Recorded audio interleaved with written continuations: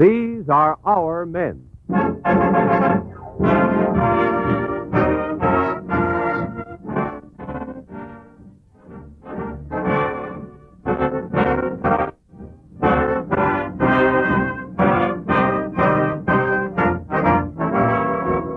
The Parker Watch Company and its dealers throughout America dedicate this program to the United States Treasury Department for the sale of war bonds. With Ralph Edwards as our special guest today, we proudly present the eighth in this new series of dramatic programs, These Are Our Men.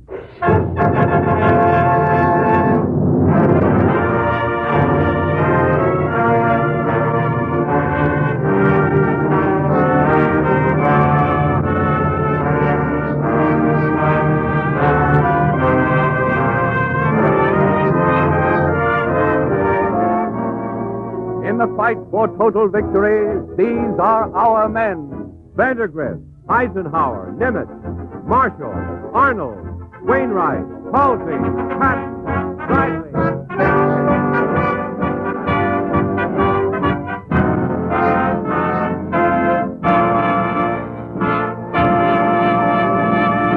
Today, it's the story of General of the Army, Douglas MacArthur.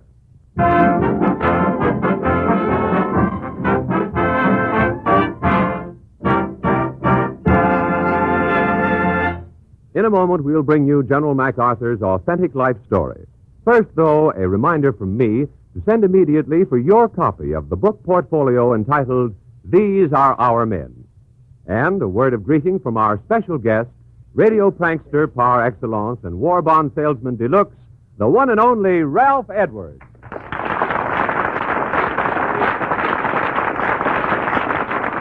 Thank you. Well, I've said it before, and I'll say it again. When it comes to war bonds, the truth is that if we don't buy all we can afford, we've got to be ready to pay the consequences. And that's not kidding, as any GI who's been up against our enemies can tell you. Now, think it over, and I'll be back later to swap conclusions with you. Right now, here it is, the story of a great American soldier, 5-star General of the Army, Douglas MacArthur.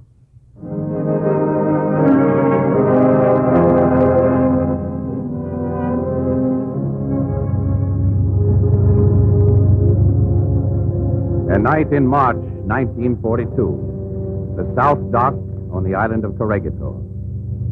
There is a man, a woman, and a child.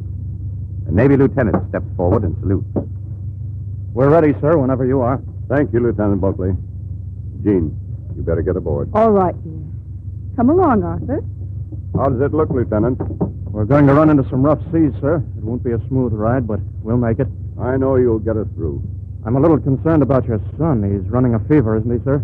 Yes, but don't worry, Lieutenant. He's going to be all right. Then, sir, may I suggest that we get started as soon as possible? I'll be along in just a moment, Lieutenant. I want to word with General Wainwright. Very well, sir. The tall, handsome man, lines of anxiety etched deep in his face, looks up the slopes of the fortress island. Once beautiful lawns that ran down to the sea are now torn and scarred by Jap bombs. In the distance, there are fires still burning from the last raid. There is an indescribable look of sorrow on the face of this man who stands taking a last look at Corregidor. He doesn't want to go.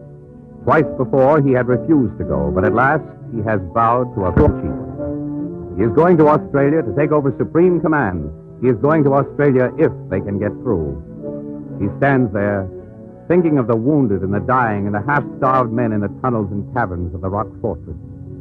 And at last he turns and clasps the hand of an officer.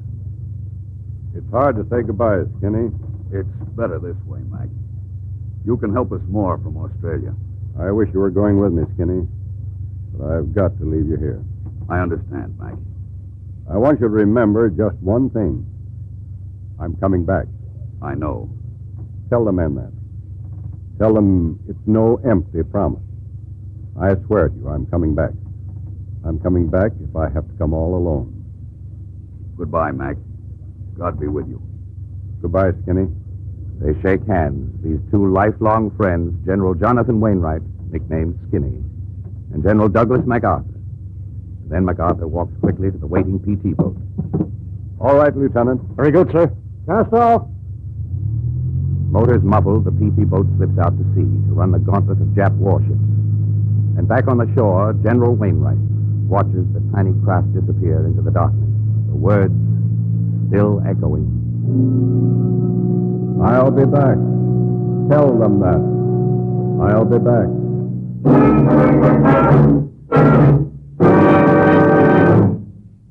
This is the story of the man who came back from retirement to become one of our greatest leaders, who came back to the Philippines as he had sworn to do, who will not rest until he has come back to free his friend, Jonathan Wainwright, wherever he may be. For scores of years, the people of the Philippines have had reason to place their faith in the name of MacArthur, ever since the days when General Arthur MacArthur, the father of Douglas, was military governor of the Philippines. Gentlemen, if you please. General MacArthur, sir, this is the committee you wish to see. Gentlemen, how do you do? Good morning, General. Gentlemen, I've gone over your list of grievances. I've given them careful study. Every one is the truth. I am prepared to believe that. And I want to give you this assurance. From this moment forward, every Filipino will get equal consideration before the law with American citizens. General MacArthur, surely you don't mean that a Filipino may bring a charge against an American? I mean exactly that. And what's more, where there is evidence to support the charge, the American will be tried, and if guilty, he'll be punished. It cannot be. Why can't it be? Sir, it is just that it seems too good to be true. But it wasn't too good to be true. Filipinos got justice from General Arthur MacArthur. Americans, soldiers, and civilians alike might be brought to trial on a charge by a Filipino. The writ of habeas corpus, one of the cornerstones of the American Bill of Rights, was extended to all Filipinos. They were incredulous at first, but finally they believed. This General MacArthur, when he says something, he means it. It is most unusual. Not for a MacArthur. General Arthur MacArthur kept every pledge he made. And that is why Filipinos believed his son when he promised. I'll be back. Tell them that. I'll be back.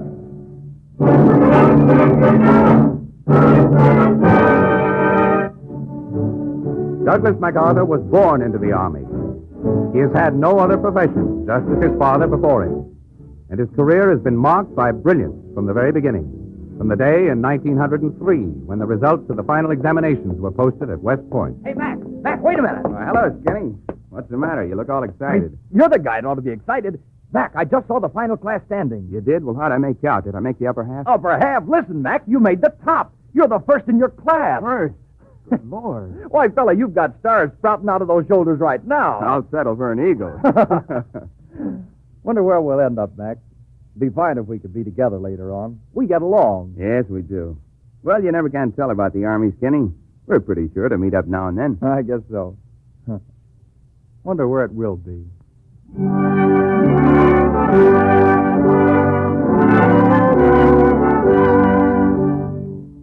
Fellow cadets at West Point, Jonathan Wainwright and Douglas MacArthur were fated to be the principal actors 40 years later in the stark drama of Corregidor.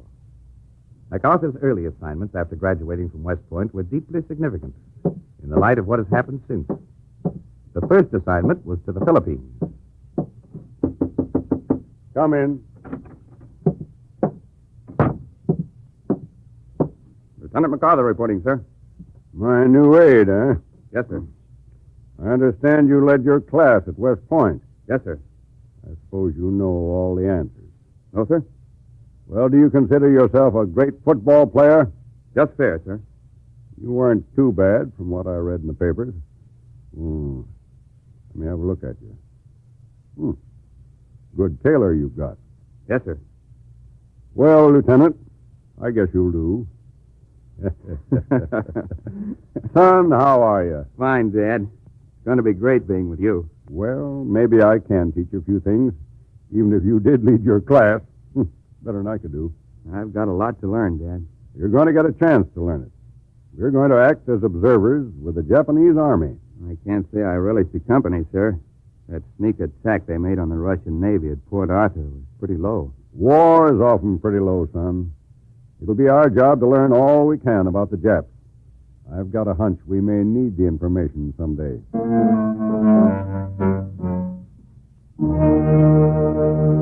His father's rank had not influenced the selection of Douglas MacArthur as observer in the Russo-Jap War. President Theodore Roosevelt had merely asked the War Department to recommend the two men best qualified. And the answer had come back to the White House. They both happened to be named MacArthur. Our entry into the First World War found Douglas MacArthur in Washington, risen to the rank of major after years of routine peacetime service. And one day, Secretary of War Newton D. Baker sounded him out on an idea. Here's what I'd like to do, Major. I'd like to organize a division from the National Guard units of the 48 states. A division that would include men from all over the country. How does it strike you? It's an interesting idea, Mr. Secretary. I think I like it. You do? Yes. Then you're the first Army man who has liked it.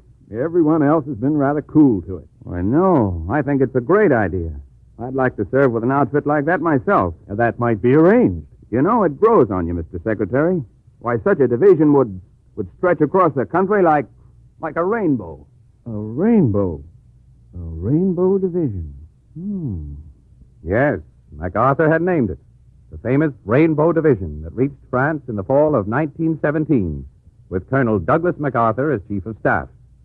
Later, he was made Brigadier General and placed in command of the division. At 38, the youngest division commander in France. And, as he was always to be, one of the most colorful. You gotta hand it to him. Yeah? What do you mean? MacArthur. He doesn't ask us to do anything he wouldn't do himself. Well, he does too much, if you ask me. Got himself a whip of gas yesterday. I know, and he wouldn't even go back to the base hospital. I don't think that guy knows what it is to be scared. Doesn't seem to. Funny guy. He'll tear the hide off any soldier he catches without a helmet, but he won't wear one himself. Guess he figures they don't go so good with his uniform, huh? Yeah.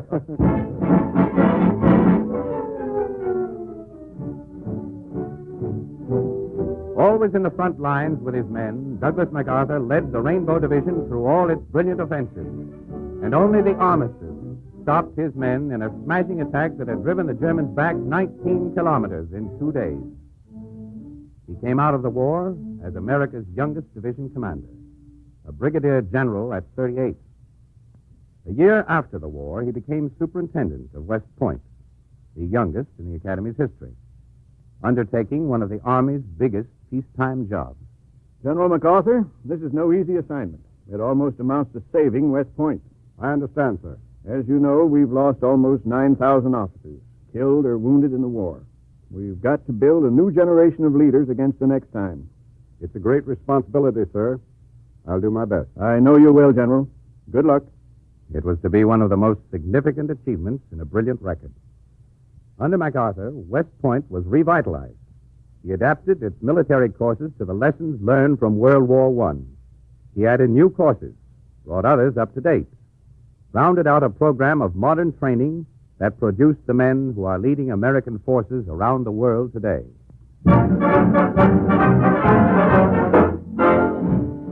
Youngest division commander at 38. Youngest superintendent of West Point at 39. Youngest major general at 43. Youngest chief of staff at 50. From the day he graduated from the military academy as top man of his class, Douglas MacArthur has gone on from one success to another in the service of his country. And yet, the chapters that history will note above all others still remain to be written on the morning of December 8, 1941. He had asked for retirement from the regular army so that he might devote himself to building a Philippine army and a defense of the Philippines that might have stopped the Japs if he had had time to complete them. He was asleep now. It was 4:30 a.m. Manila time. He reached for the phone at his bedside. Hello. Yes? I'll be there at once.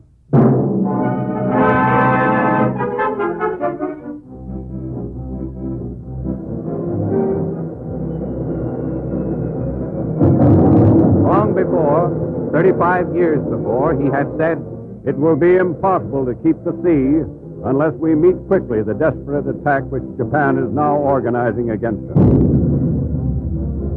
And only a few years before, he had said, The purpose of our Philippine plan is to assure an active defense for every foot of shoreline.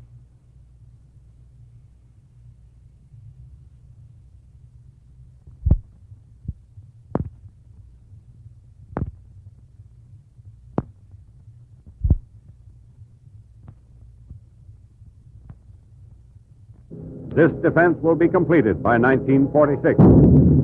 but the Japs struck 4 years too soon.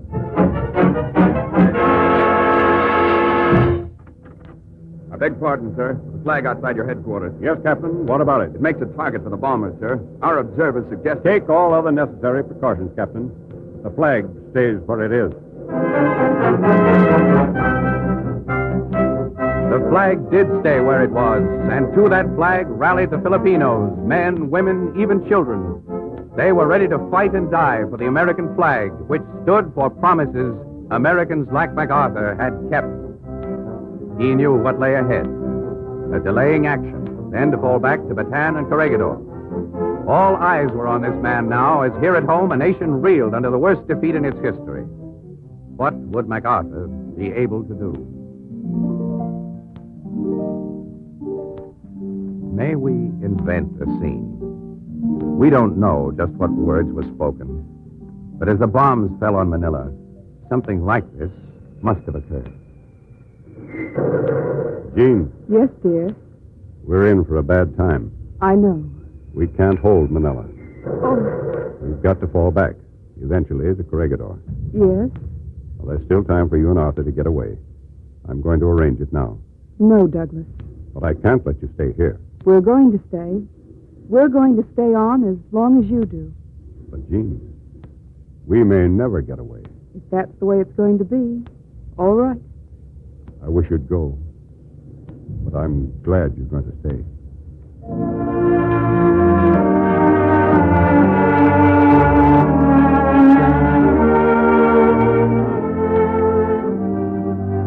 No, those weren't the words spoken. But some words like them certainly were, as Jean MacArthur and little Arthur MacArthur followed husband and father through the bitter days that followed, to the very hell of Corregidor. Mac, I wish you'd move out of that cottage and get down in the tunnel. You're just asking for one of those Jap bombs. No nonsense, Skinny. There's not a Jap bomb made that has my name on it. Will you at least take cover then? We can't afford to lose you. You won't lose me until my job is done. Will you at least wear a helmet then? Skinny, you know I never wear a helmet. All right, Mac. I ought to know better than to try to argue with you. He stands there, dapper as usual, his cap tilted slightly, leaning on a walking stick. Is this a man who does not know the meaning of fear? Or is this simply a man with a great faith?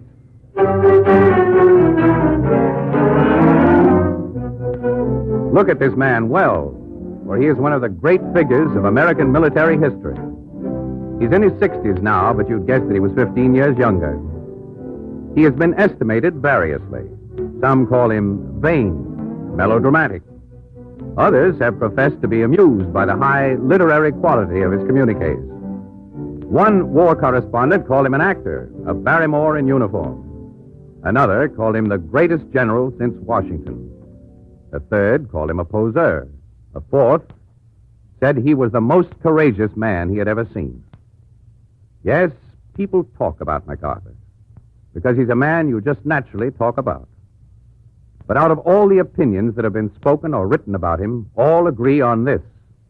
Douglas MacArthur has one interest above all others: the service of his country, the service to which he has devoted his entire life.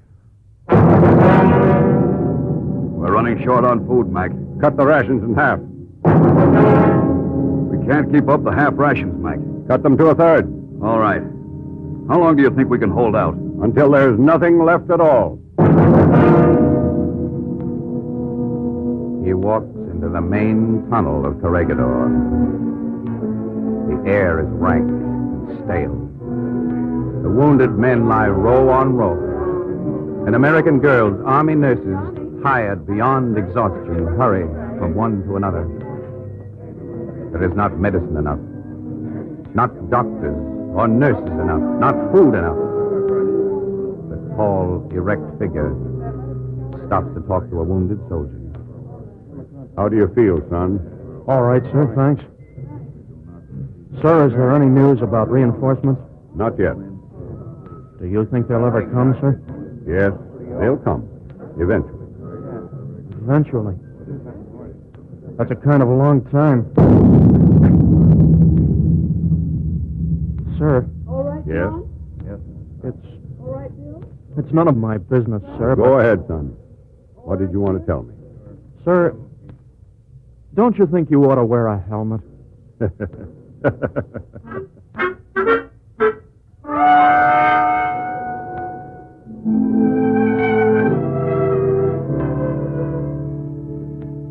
The days dragged on through the hell of Bataan and Corregidor, and American boys and American girls and the MacArthurs, little Arthur, Jean, and the General, all wrote an epic of courage unmatched since Valley Forge.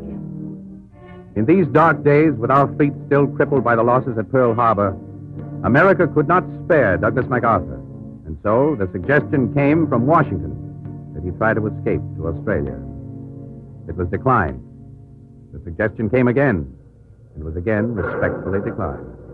The third time, Well, Skinny, I don't seem to have any choice now. No, that's an order, Mac. You've got to go. How will it be? Submarine? No, I think I'll take my chances with Bulkley's PT boat. It's going to be risky. The Japs will be looking for you, Mac. They'd like nothing better than to nab you. I suppose so. They think it would do them a lot of good with the Filipinos. Maybe a submarine would be best. No, Skinny. I think I'll take a chance on Bulkley.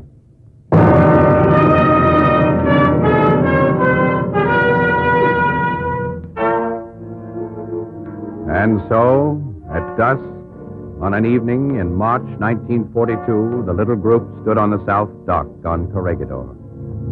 You better get aboard, Jean. All right, dear. Come along, Arthur.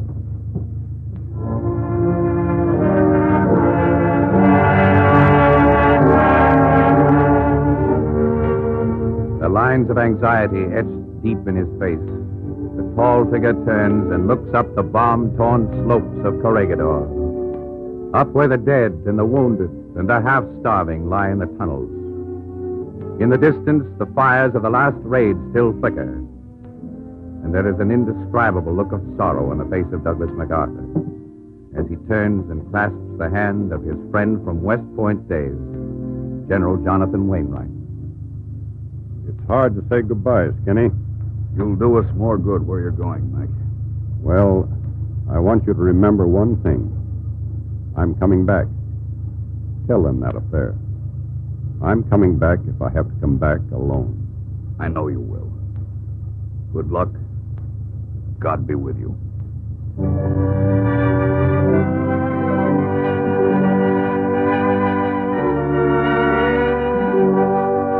And he has come back. He is back in the Philippines now, at this hour. And he will not rest until he has gone all the way back to pay a debt. And in the paying of it, to free his friend, General Jonathan Wainwright, wherever he may be.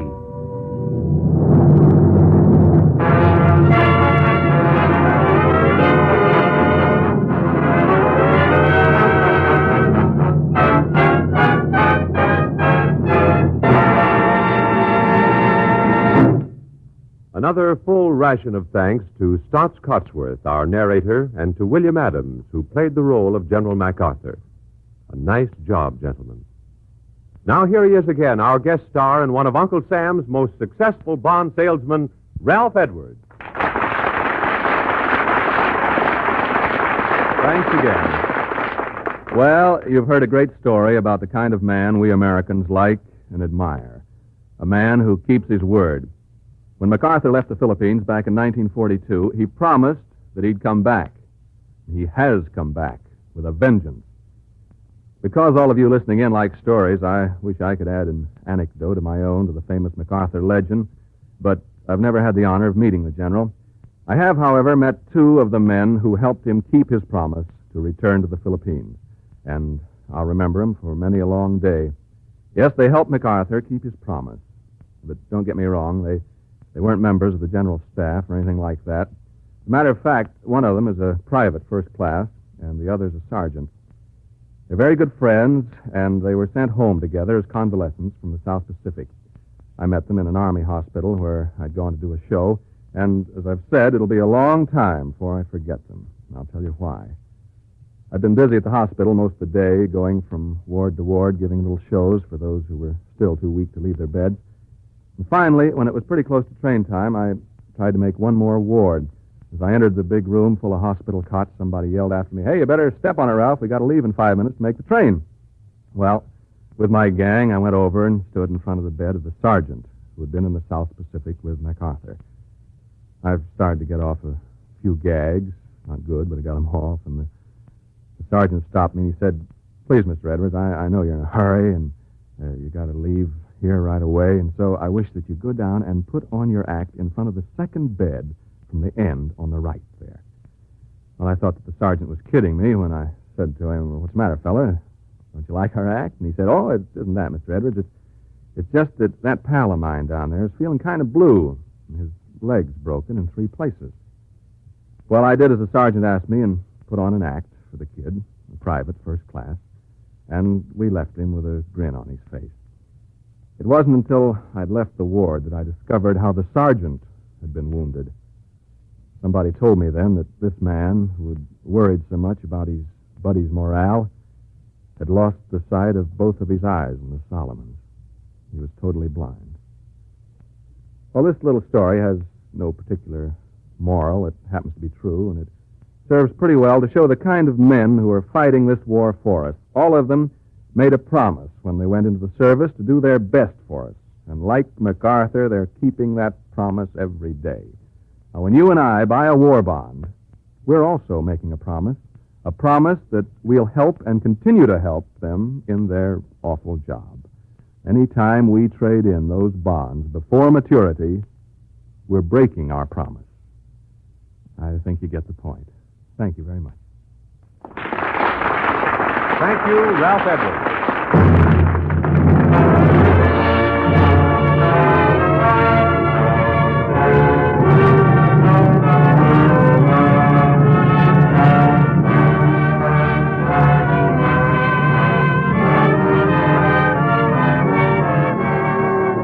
These are Our Men, featuring today the dramatized story of General of the Army Douglas MacArthur with Ralph Edwards, star of Truth or Consequences, as our special guest, is presented each Saturday by the Parker Watch Company and its dealers throughout America, but not to sell watches. What we ask you to buy is bonds. That's it, war bonds.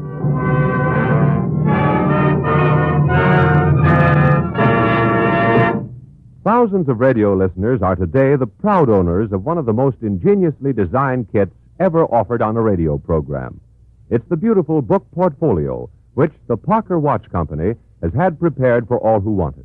It's a wonderful booklet in brilliant colors with the pictures and biographies of all the great American war leaders being dramatized on this series of programs. And in combination with it, a portfolio for the safekeeping of your war bonds, as well as a handy chart for recording the serial numbers of your bonds. How do you get your copy? Simply by sending us the mailing and wrapping cost of 10 cents. We'll do the rest. Address your request to the Parker Watch Company, Post Office Box 14, New York 19, New York. Write today. Enclose 10 cents in coin only and mail to the Parker Watch Company, Post Office Box 14, New York 19, New York, for your copy of our combination book portfolio entitled These Are Our Men.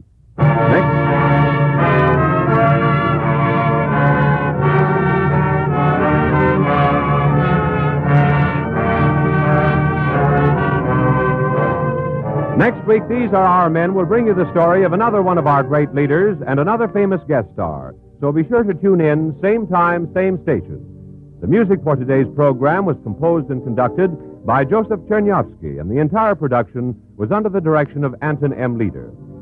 Some of the material included in today's program is contained in Fraser Hunt's book, MacArthur and the War Against Japan, published by Charles Scribner's Sons. These Are Our Men is recorded by the Office of War Information for shortwave rebroadcast to foreign countries.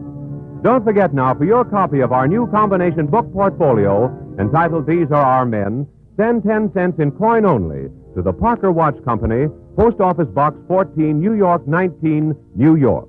This is Jack Costello speaking. This is the National Broadcasting Company.